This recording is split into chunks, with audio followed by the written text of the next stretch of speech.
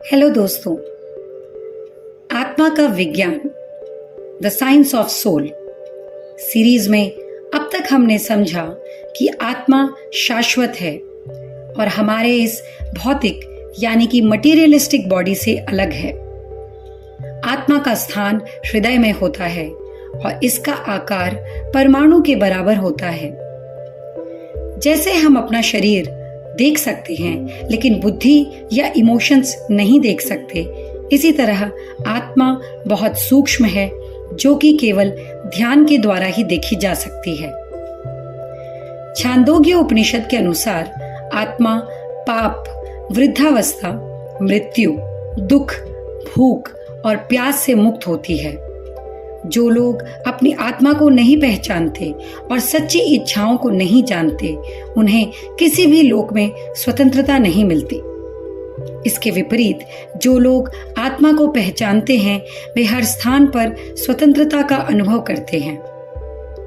इसका अर्थ ये है कि आत्मा की पहचान ही जीवन की असली स्वतंत्रता का रास्ता है।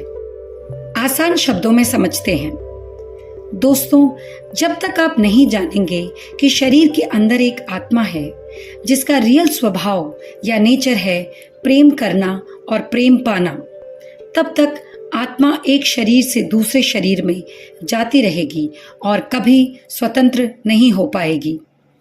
प्रेम करना और प्रेम पाना यह स्वभाव हर इंसान में पाया जाता है। हम अपने प्रियजनों की सेवा करते हैं, जैसे कि परिवार, मित्र और अन्य लोग। यह हमें खुशी देता है। हम अपने परिवार की खुशियों के लिए मेहनत करते हैं। जानवरों में भी माता पिता अपने बच्चों की देखभाल करते हैं, जैसे कि भोजन देना और उनकी रक्षा करना। हालांकि जब हम अपने मन और इंद्रियों के लिए काम करते हैं तब भी हमें मेहनत करनी पड़ती है। हमारी इंद्रियां हमेशा कुछ न कुछ चाहती हैं जिसके लिए हमें काम करना पड़ता है। अगर हम ऐसा नहीं करते तो इस भौतिक सच्चाई के अनुसार कठिनाइयों का सामना करना पड़ता है, जैसे कि किराया न चुका पाना, टैक्स न भर पाना वगैरह वगैरह। इस भौतिक जीवन में हम अक्सर अस्थायी चीजों जैसे पैसे या सोशल स्टेटस के पीछे भागते हैं। क्या पैसा हमेशा रहता है?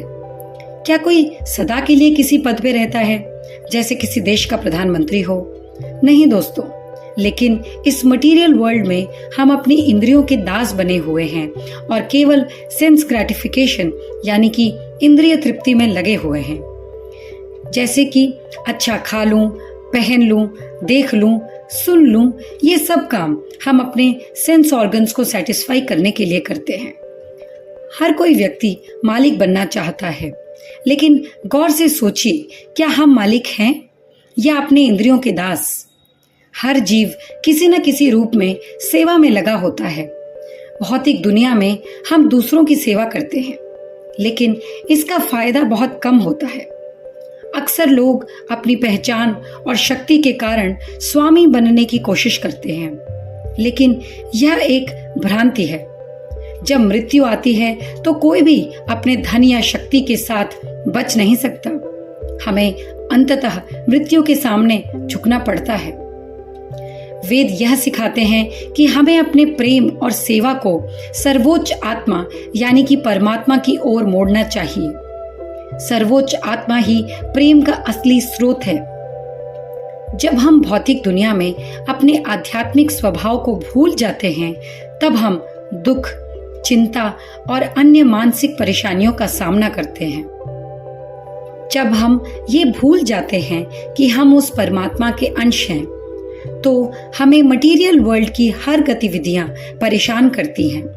लेकिन जब हम ये समझ जाएं कि ये सब परेशानियां टेम्पररी हैं और आत्मा को परमात्मा की सेवा में आनंद आता है, तब हम ऐसे काम करना शुरू करेंगे जिससे हमारे शरीर का नहीं, आत्मा का पोषण हो। वेद के अनुसार भक्ति योग का अभ्यास करना हमें अपने सच्चे प्रेम की भावना को पुनर्जीवित करने में मदद करता है। जब हम समझते हैं कि सर्वोच्च आत्मा ही सबसे प्रिय वस्तु है, तब हम अपने जीवन को संतोषजनक बना सकते हैं।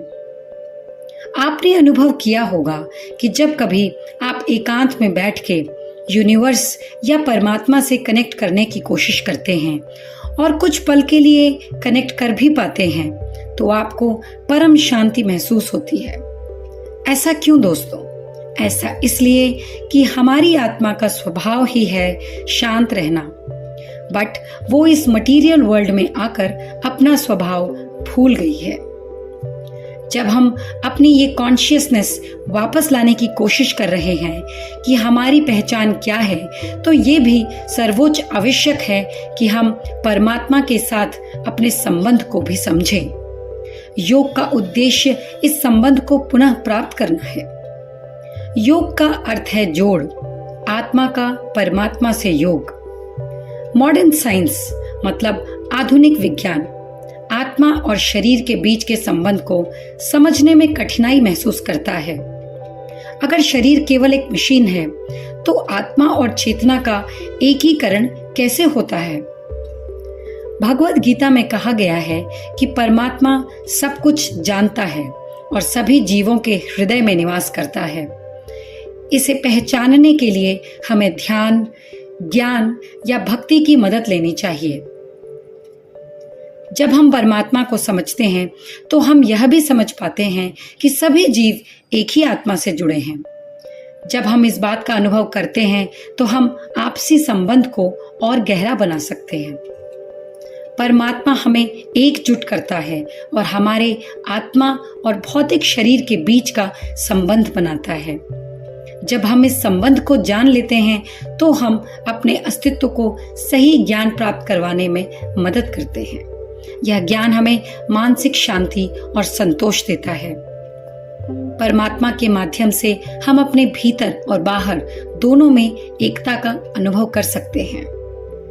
इस प्रकार आत्मा और परमात्मा के बीच का संबंध न केवल हमारे व्यक्तिगत जीवन के लिए महत्वपूर्ण है, बल्कि यह हमारे समाज और मानवता के लिए भी गहरा अर्थ रखता है। भगवद गीता में कहा गया है, इस शरीर में एक पारलौकिक सुख मतलब ट्रांसेंडेंटल हैप्पीनेस का अनुभव करने वाला है जो परमात्मा है। जब हम इस ज्ञान को आत्मसात करते हैं तब हम वास्तविकता को समझ सकते हैं और आत्मा और परमात्मा के बीच की एकता का अनुभव कर सकते हैं। इस वीडियो में इतना ही दोस्तों, मिलते हैं अगले वीडियो में। Thank you.